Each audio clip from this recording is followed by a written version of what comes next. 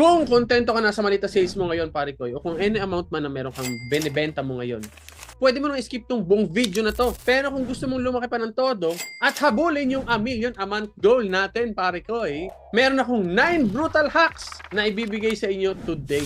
I-share ko sa inyo to dahil kayang-kaya nitong i-multiply ang closing rate mo. Hindi ito puro hype, pare ko. Actual strategies ito na pag sinunod mo, posibleng magpataas ng ilang beses ng kita mo.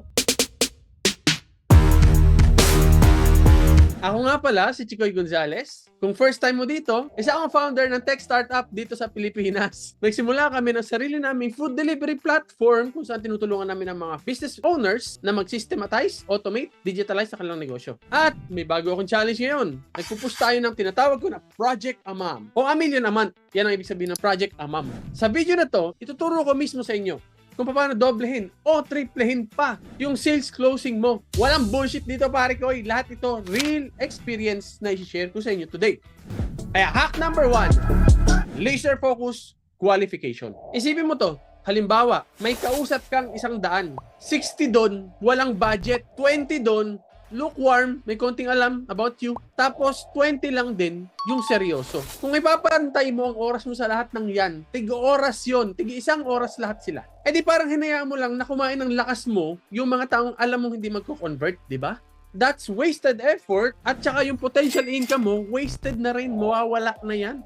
Pero kung pwede kong sabihin sa'yo na may simpleng trick, pare ko, na mag-eliminate sa'yo ng mga time wasters, agad-agad, mabawasan natin yan. What do you think will happen sa progress ng sales mo? Marami sa atin, pare ko, feeling natin lahat ng leads natin ay potential gold.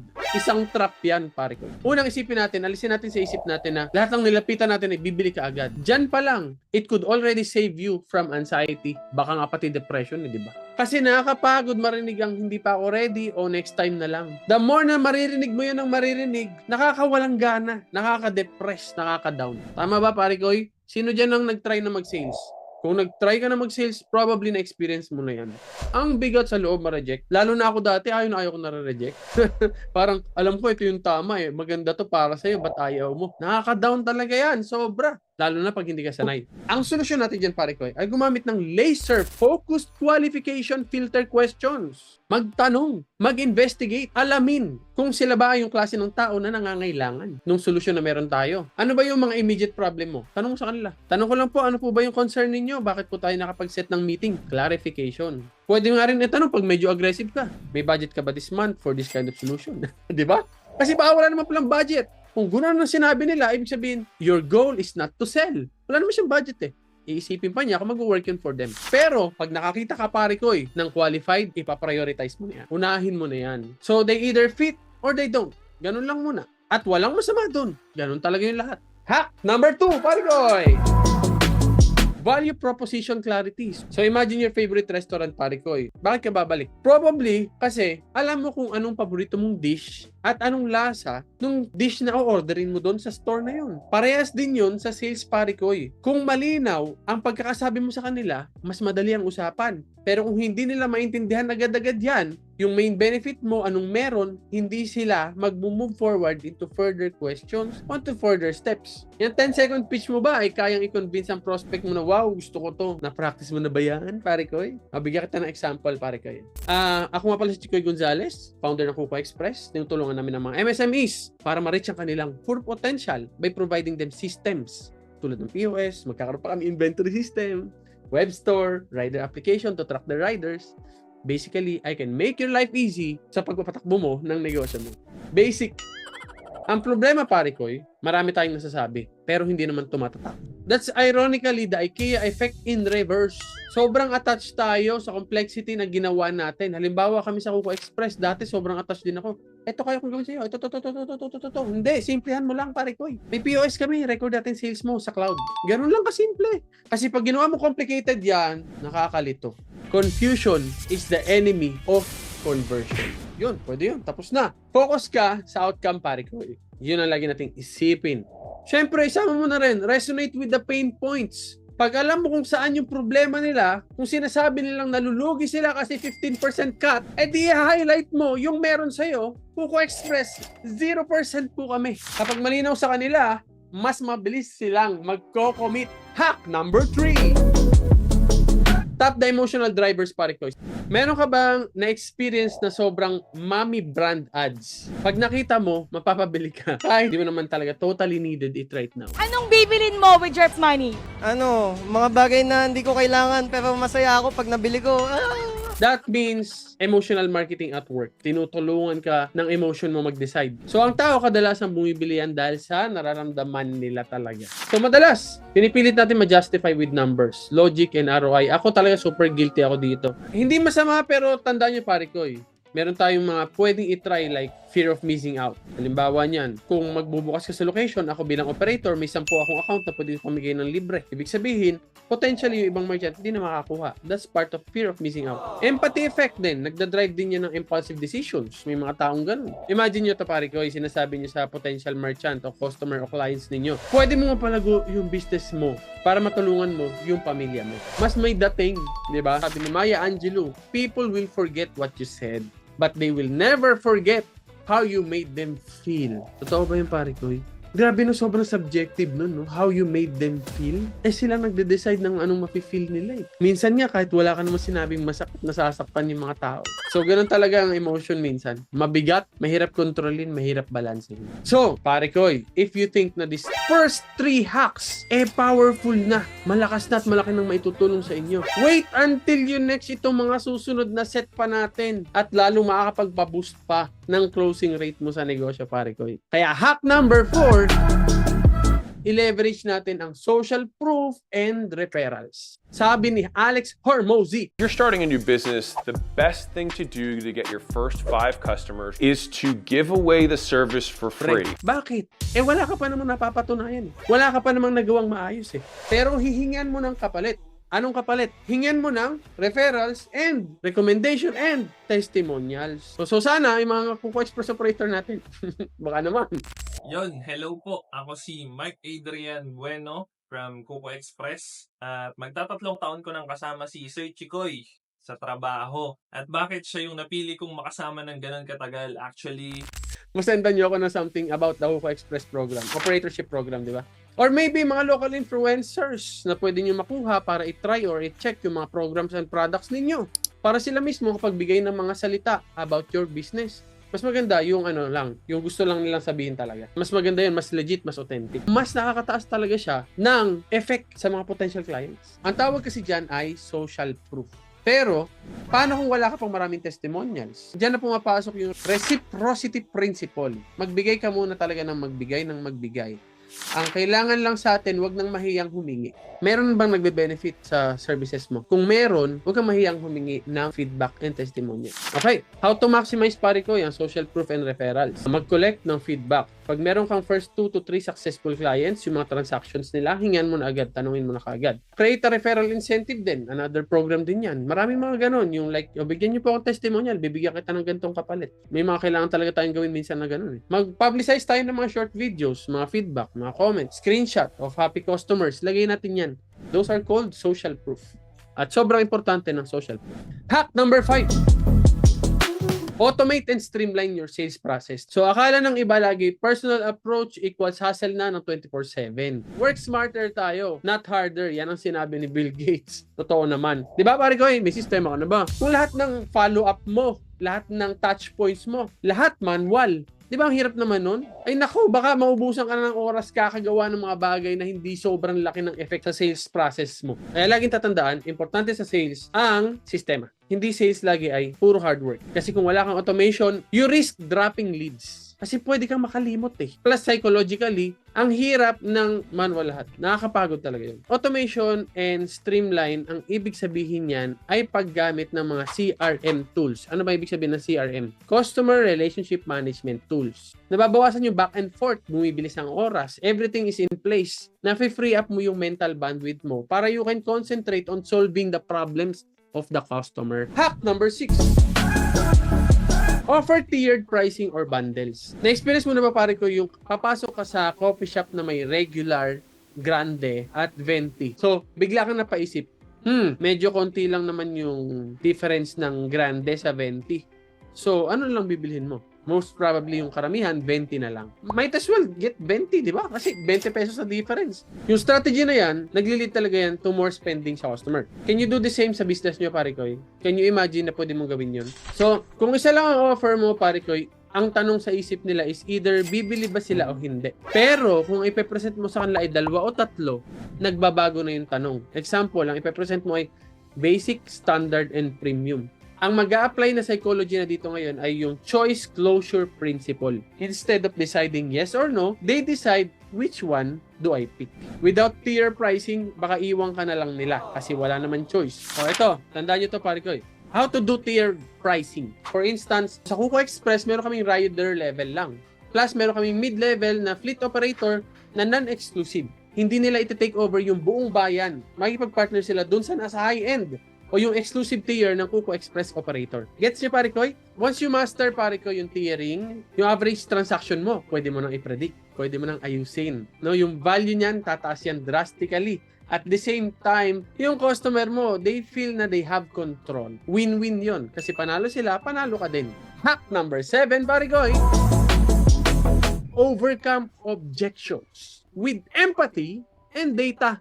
Every time na nagpipitch ka, maririnig mo yung version na, ay, wala pa akong budget. Kung hindi ako sure kung babagay sa akin ito.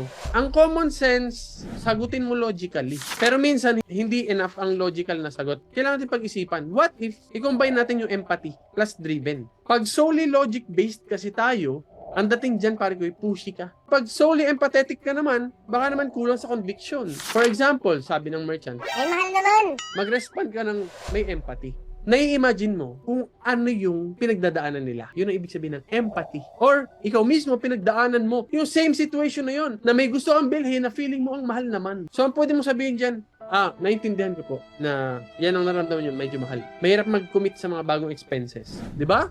Ramdam mo na sila, alam nila sinasabi nila, naunawaan nila, di ba? Pero alam mo ba, karamihan ng merchants ko, nabawi ko to sa loob lang ng 2 linggo. Kapag hindi mo na-address yung ganitong empathy side, patuloy silang mag-aalinlangan dyan. Kaya kailangan mo talaga yung part kanina na makinig para alam mo kung ano yung sasabihin mo at anong emotion mo mismo ang ilalabas mo para magkaunawaan kayo. So, nare-risk mo yung losing them even if your product is almost perfect for their needs. Nawawala pag walang empathy. Bibigyan ko yun ng 3 steps to overcome yung issue na yan. Una, acknowledge. Paano mag-acknowledge? Ang mahal naman. Naintindihan ko kung ba't tingin mo mahal. Yun, i-acknowledge mo. Pangalawa, reassure natin with proof. So, pwede mo sabihin, ito po yung example namin, si Kuko Express Itadaki po. Kahit po ganyan yung presyo ng system na ikita nila yung value, especially po sa ROI. Kaya po nilang bumenta ng ganitong extra sales pa kasi po nabuksan natin tong ganitong system. Nakabenta po sila ng extra 16,000 to 18,000 monthly. Di ba? Meron tayong proof. Pangatlo, i-highlight mo ulit yung value. Pwede mo sabihin, hindi lang po ito about cost talaga. Investment kasi ito para mas masystemize natin yung business mo, mas papasok yung benta smoothly, mabawasan natin yung oras na kailangan mo silang sagutin lahat isa-isa. Kasi pwede silang umorder agad through the website. Ipakita mo sa kanila yung result. Pakita mo sa kanila yung outcome na ma-reach sana nila kung meron silang ganito. Para ma-turn around natin yung sasabihin lang, di pa ako ready, into, sige, try natin. Hack number 8, pare Koy. Follow up with value, not just reminders. Pare Koy, kung kumusta ka, kumustahin lang kita. Follow up ko lang yung tungkol sa napag-usapan natin last week. Ready ka na ba na ibalik natin ang oras sa mga kamay mo? Ganun po, mag-follow up with value, hindi lang just Hi po. Follow up ko lang po. tapos wala nang iba. That is not how you show value, pare Koy. Actually, every follow-up should add something new. Nagpa-follow up ka while giving value. Gift doesn't mean a physical item o discount na naman o kung ano na naman para kang naghahabol na aso. No, hindi ganun. It can be a new information, it can be a solution to a mini problem and to something else. Pero kung plain hello, buy now lang lagi yung approach mo, baka ma-turn off pa yan. Imbis na mag-move forward, lalayo na yan sa'yo. Gusto mo ba yun? Ang competitor mo na lang makakuha ng attention nila kasi umaayaw na sila sa'yo. So, paano ba mag-follow up? With value. Yun ang tanong. Maliban sa nasabi natin kanina na mag-offer ka ng tip, pwede mo ring mag-connect ulit. Like sabihin mo, nakita ko po yung Facebook page ninyo. Ito po yung quick tip ko para po mas maganda yung maging result. Mag-send ka ng mini case studies. Ito po, meron po kaming tinry dito at nag-result po ito ng ganito. Baka gusto nyo pong itry din sa business ninyo. Mga ganun bagay, di ba? Sobrang valuable. In short, Each follow-up is an opportunity to deposit trust, pare ko. Hindi lang basta singil-singil, benta-benta. Hack number 9. Create genuine urgency and scarcity. Yung totoo naman. May nakapila ka bang gustong bilhin, pero hindi mo binibili kasi alam mong nandyan pa rin naman yan next week. If they think na wala namang mawawala for them, bilhin man nila yan ngayon o bilhin nila yan next year, changes, ipopostpone nila, ipopostpone ng customers. Kaya importante na i-shorten natin, lagyan natin ng deadline, bawasan natin. Kapag wala kang sense of urgency or scarcity, pare koy, I'll do it someday. Ganun lagi sinasabi. So nakakasira yun ng momentum. Yung step sana, okay na, nag-move forward na. Then, yung next na step pala, is forever ka na maghihintay. You can just lie about limited stock. Pero ang pangit naman nun. If unlimited naman talaga, inauthentic yun. Huwag niyong gawin yun, pare koy. Instead, be honest about real constraints. Kung konti lang yung exclusive, operators less per area, per city, one exclusive lang. Halimbawa, nag-exclusive na kami ngayon. Tapos may mag-offer ng mas malaki. Sasabihin ko sa inyo, hindi ka na pala. Kasi mayroong isa. Pag sinabi mong 1 per city. So if you skip this, pare ko, you might gather polite na, I'm interested, pero hindi naman sila magsasign. Hindi nila gagawin talaga. So ngayon, next, na-share ko sa inyo is 3 ways to create authentic urgency. First, na type of scarcity, is time-bound offers. Magbigay ka ng mga, we only accept 5 new operators per quarter to maintain quality. Pwede kong gawin yun, di ba? Pwede naman talaga. Exclusive rights. Yan, ginagawa ng Kuko Express, which is legit yan. Exclusive ka, ikaw lang talaga. Hindi nga kami pwede magpasok ng rider namin basta-basta. Kailangan namin makapag-deal sa'yo kasi exclusive right ka na dyan kung gusto namin maglagay ng rider namin. Or di kaya mga seasonal incentives. If they close by the end of the month, kung ngayon po kayo mag-end, they can get another bonus like free marketing materials, free poster, free posting, mga ganung bagay. Pwede natin gawin yan. At least yan, pwede mo talagang i-stop yan. After, ma'am, tapos na po eh. So ano yung natitrigger natin do psychological hack? Fear of missing out again. Di ba hindi maganda sa feeling nun? Pinapangarap mo ngayon, hindi ka kumilos, may iba nang kumuha. Wala ka na magagawa. Pare koy, narinig nyo na lahat ng 9 hacks. Mula qualifying hanggang urgency. Pero, hindi pa tayo nagtatapos dyan. Narito ang isang final mindset bonus. One more. Ito ang magsasalba sa'yo from anxiety sa journey ng sales. Bonus hack. Hack number 10. Pack and improve your conversion rates at every stage. Isipin mo to, pare koy. May first interaction ka na sobrang ganda. O kaya, umabot ka na sa closing stage, pero hindi pa rin na-seal. Kung hindi mo sila binibilang, pare koy, yung percentage from stage to stage, baka hindi mo alam kung saan ka nasisiraan ng sales, kung saan sila nawawala. Maraming sellers ang iniisip, pare koy. Ang mahalaga lang, close o hindi. Yun lang ang iniisip ng iba. Mali yun, pare koy. Kailangan mong makita kung ilang prospect ang tumutuloy from your initial na usapan, ilan ang nako-close mo at ilan ang napupunta for follow-up, kunin mo yan. Kung hindi mo titingnan ang conversion rate mo per stage, baka malaki na pala ang butas ng funnel mo na masasave mo sana pero hindi mo napapansin. So anong solution dyan? Koy, track every stage. Gumamit ka ng simpleng spreadsheet o CRM, yung Go High Level, may tracking feature yan. So halimbawa, ganito yan, pare ko. Naka-generate ka ng 50 leads. Out of 50 leads, 25 na punta kailangan i-follow up. Out of 25 follow-ups na yon, 10 calls ang ginamit mo. Out of 10 calls, 3 ang nag-close. So, ibig sabihin, 3 out of 50 nagko-close sa'yo. Diba? Alam mo kung saan ang pinakamababa.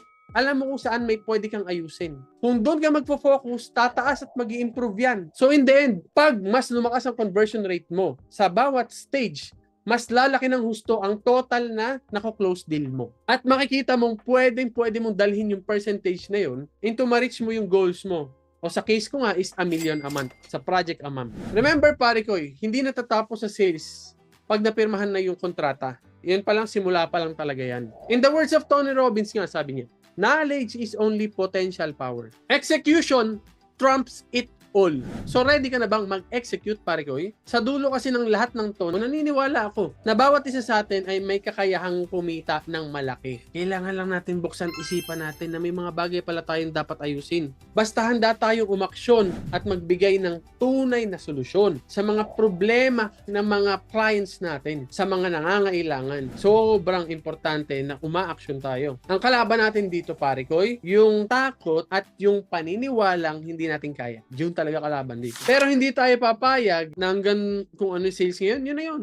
Kung gusto nating buuin ng isang komunidad kung saan sabay-sabay tayong lalakas at sabay-sabay din tayong aangat. Sana ma-apply nyo sa mga negosyo nyo na pag-usapan natin today. Yung pangarap mo, pare ko, yung mahalaga yan. Keep it. Make sure na lagi mong panghawakan yan. And success is closer than you think, pare ko. Sabay-sabay din tayo mag-grow. At kita-kits tayo sa TokTok. Ako nga pala si Chikoy Gonzales, founder ng Kuko Express. Kung umabot ka sa dulo na to, ilagay mo naman sa comment section yung hack number 10 para malaman din ng iba.